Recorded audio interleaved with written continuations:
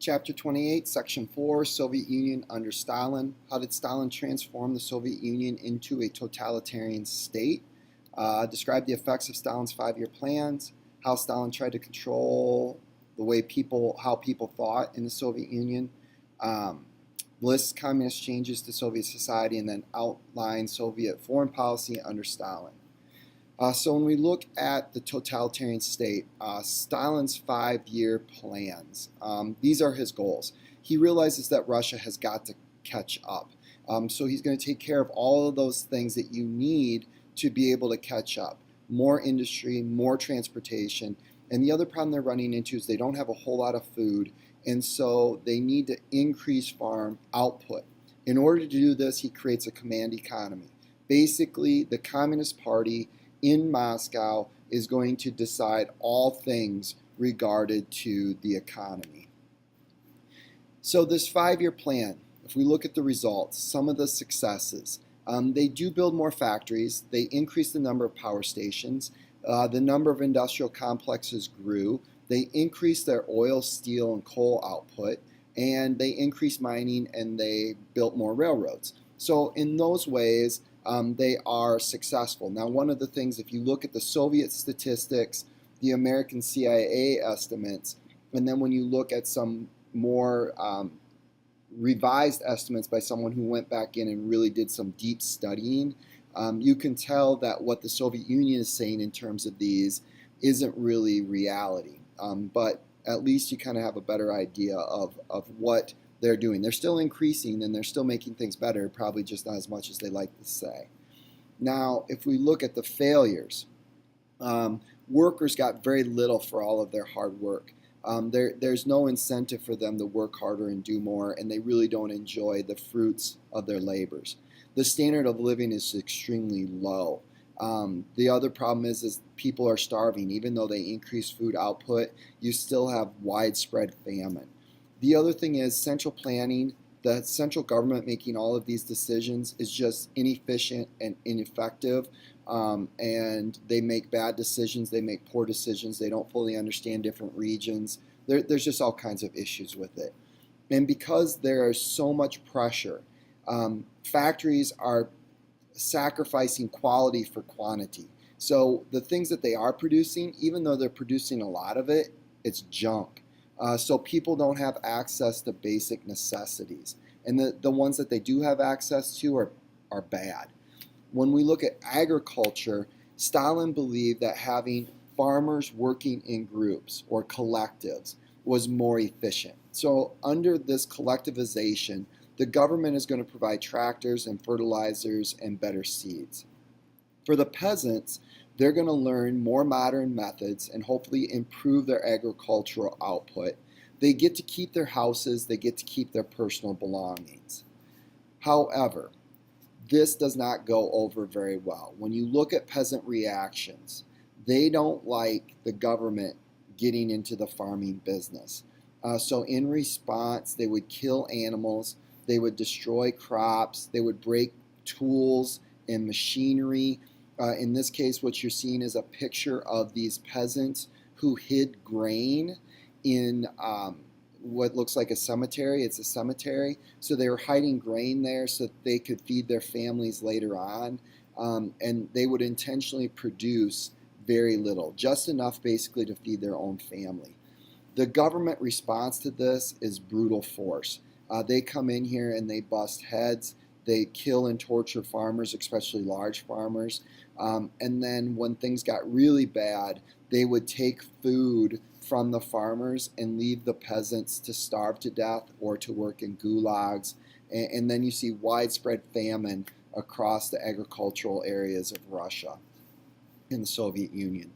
When we look at Stalin's terror tactics, the thing to keep in mind is that Stalin killed more people than Hitler did.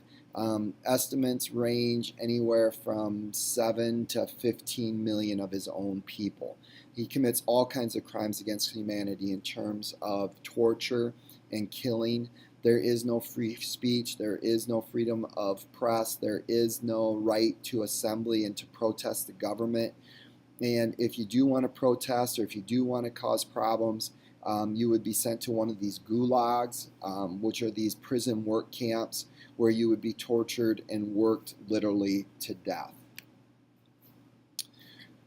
The other thing about Stalin is the guy is pretty paranoid. He's afraid that someone's out to get him all the time. And that probably helps explain why he had Trotsky killed in the first place. Sooner or later, he gets afraid that other people are going to be rivals to him. And so he's going to go through this period where he is going to purge the Soviet Union of people that he views as enemies or as potential threats. And he holds all of these show trials, and there's an estimated 4 million plus that are tried during this period of time and then are either assassinated, killed, put to death, or sent to the gulags. And basically these show trials were just a way to pretend like there's justice.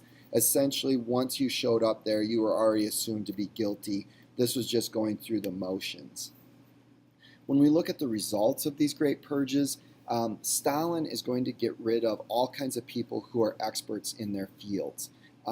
He's going to get rid of talented writers and thinkers. He is going to get rid of military leaders because he sees them as a threat. And nearly 50% of all the officers in the Russian army are going to be eliminated during this great purge.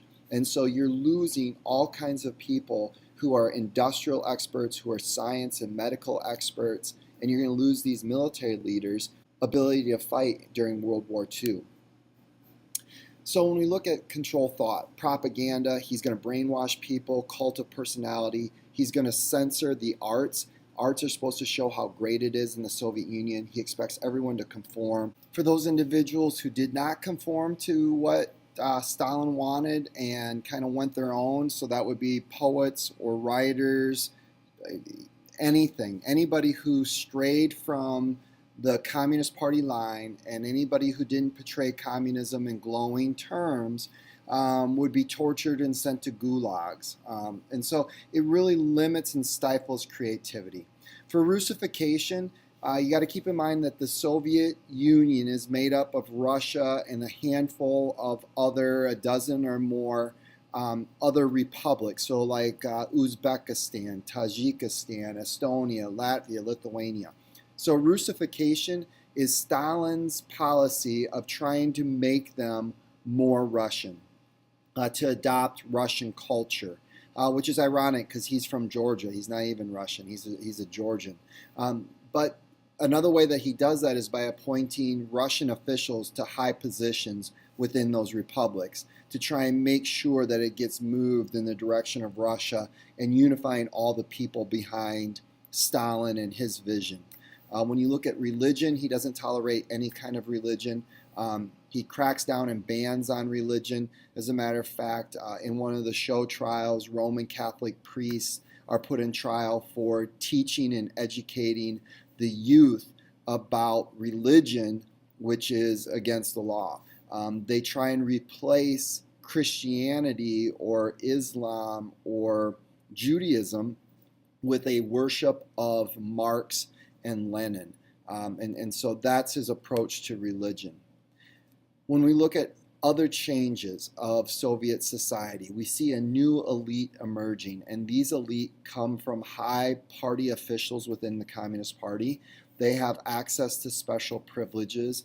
A handful of others enjoy perks as well. For example, military men or industrial leaders who are able to impress Stalin, and they get access to luxuries and to things that normal everyday people didn't.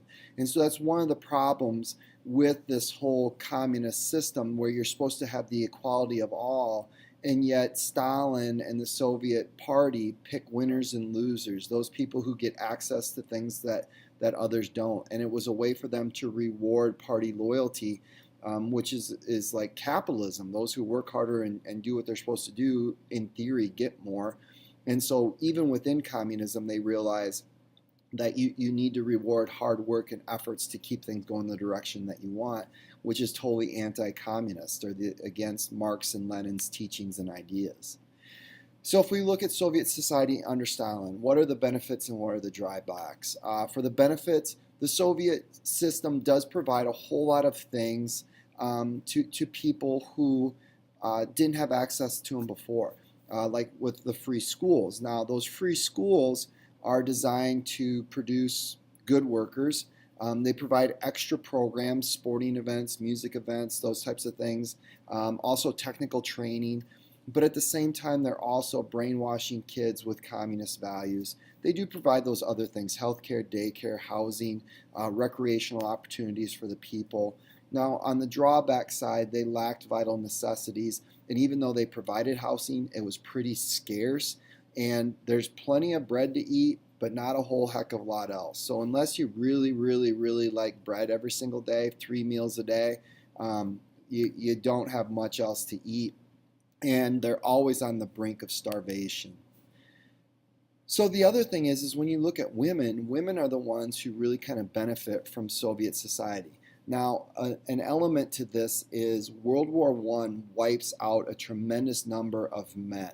And so when you look at the fact that women go into medicine and engineering and science, and they become doctors and lawyers and physicists and all that type of thing, there weren't a whole lot of men in several generations because they were all killed during the war. So that's another factor. But they did get the same wages as men. Now, all of those wages sucked, but men's wages and women's wages sucked just as much. So in that way, there was equality. So Soviet foreign policy, this is the thing that's pretty confusing, simply because Stalin's trying to do two things at once. One is attempting to spread communism and socialism around the world. However, at the same time, because he is kind of a fascist leader in some ways, he is attempting to protect national security. So he wants to be really careful not to alarm other countries by forcing communism and socialism into them and then having those countries team up and attack the Soviet Union. So he's trying to do two things at once.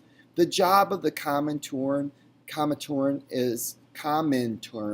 is to spread this revolution around the world. So they're actively trying to recruit new socialists and new communists from other places in the world. They're attempting to strengthen their communist ideas and hopefully spread them outward. Now, the real problem with the Comintern is that it really does spark the fears in other countries. The United States, for example, the Red Scare. We're terrified that they're trying to export communism and socialism to the United States. And you also see that in Western Europe. And so those countries really crack down on the Socialist Party and the Communist Party within their borders in an attempt to contain it and keep it from spreading.